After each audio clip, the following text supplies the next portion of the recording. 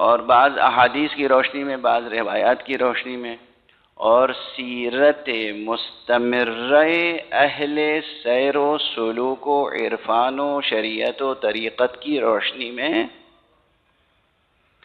اگر ایک مومن ہر روز شب میں سونے سے پہلے یہ سورہ پڑھ لیا کرے تو اس کے بڑے آثار ہیں، ثواب بھی ہے اور آثار بھی۔ ثواب اسے کہتے ہیں جو آخرت میں ملے گا، آثار اسے کہتے ہیں جو یہیں مل جاتے ہیں۔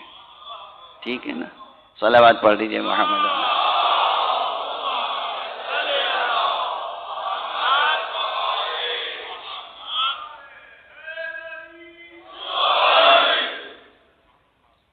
ہم کوئی بہت بڑے بڑے نسخے نہیں بتاتے آپ کو، بہت مشکل دشوار، مختصر سا کوئی ایک نسخہ بھی اختیار کیجئے، مگر اختیار کر لیجئے پھر مستقلاً۔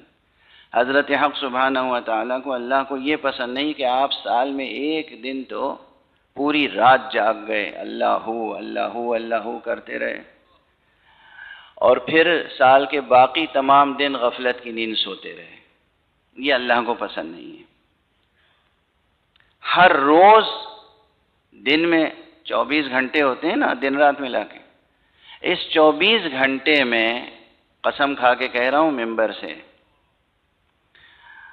اس 24 گھنٹے میں جو واجب نمازیں ہیں 5 وقت کی، ان واجب نمازوں کے علاوہ، یہ تو اللہ نے مانگا ہی ہے آپ سے، اس کے علاوہ اگر 24 منٹ بھی پابندی سے ہر روز نظر خدا کرتے رہیں،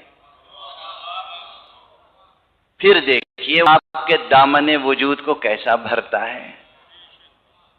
دیکھیے پابندی شرط ہے، اخلاص اور پابندی۔ زیادہ تو نہیں کہا میں نے، 24 گھنٹے میں 24 منٹ ہر روز پابندی سے، 5 نمازوں کے علاوہ۔ نماز صبح میں جتنا وقت لگتا ہے وہ الگ، نماز ظہر میں جتنا وقت لگتا ہے، نماز عصر، نماز مغرب، نماز۔ اب اس کے بعد آپ اپنے پاس سے 24 منٹ اللہ کے لیے وقت کر دیں روزانہ۔ یہ 24 منٹ میں بہت کام ہو جاتے ہیں۔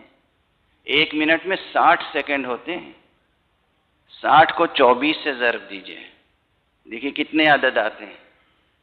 بہت برکت ہوگی زندگی میں۔ یہ 24 منٹ اگر آپ نے روزانہ نظر خدا کرنا سیکھ لیا بلا ناغہ، تو اس دنیا میں بھی سرفراز رہیں گے، آخرت میں بھی سرفراز رہیں گے۔